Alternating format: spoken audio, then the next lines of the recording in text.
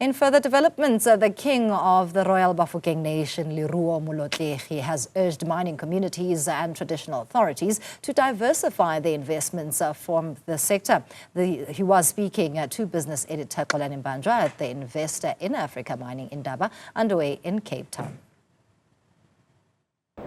The 31st edition of the Investing in African Mining Indaba is well underway, and there has been a lot of chats and talks on the sides looking at making sure that African mining thrives. And what happens is the big question to those mines that have reached end of life. How do those investments make sure that there is life after mining? For that, we're joined by Royal Bafokeng Kgoshi Leruo Molotlegi. Thank you very much, Kgoshi, for your time.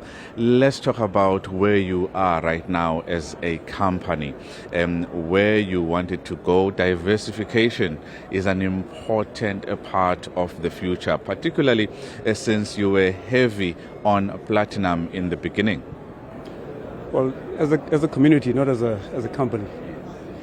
So in 2000, we were entirely dependent on the revenues from the mining companies, and we started a diversification process whereby now 20 years later, mining comprises 4% of our portfolio, and the other 96% is on non-mining assets. Financial services, oil and gas, property, telcos, and so on and so forth. Because as you know, mining does not last forever. There comes a point whereby the mines will run out of ore. So that was the first step in moving towards the end of mine of life. The second step now is to do an audit of the environmental audit. Have the mines complied? Do they have mine closure plans? Are there funds? You're talking about cash now to do the rehabilitation. And then the third and final step, which will be ongoing, is now to start imagining a post-mining economy. What happens when the mines close?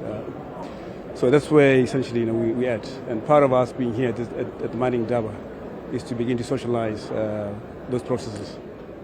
That's quite an important one, Kgoshi, the end of life of mines, which is something that South Africa has experience with. What lessons have you learned thus far? Well, it's still early days, but what we're finding is that the mines aren't quite what they say that they have in stock, and what we're finding is quite different. So we want to become part of the solution. We want to come on board with the mines. We want to work with the mines. If need be, we'll also put our own money into the fund to rehabilitate.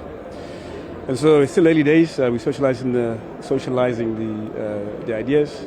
Mines are, they seem to be cooperative. So I guess in the coming months we'll have more to say about this. Kgoshi Leruo Molotlegi, thank you so much for your time. The Kingdom of Royal Bafokeng, that is Kgoshi Leruo Molotlegi, here to talk about how important it is for companies and communities, rather, to diversify. Think about diversification, because mining is not forever. He says this is an important gathering where they are here to share ideas on that front. For Newzroom Afrika on channel 405, I am Xolani Mbanjwa in Cape Town.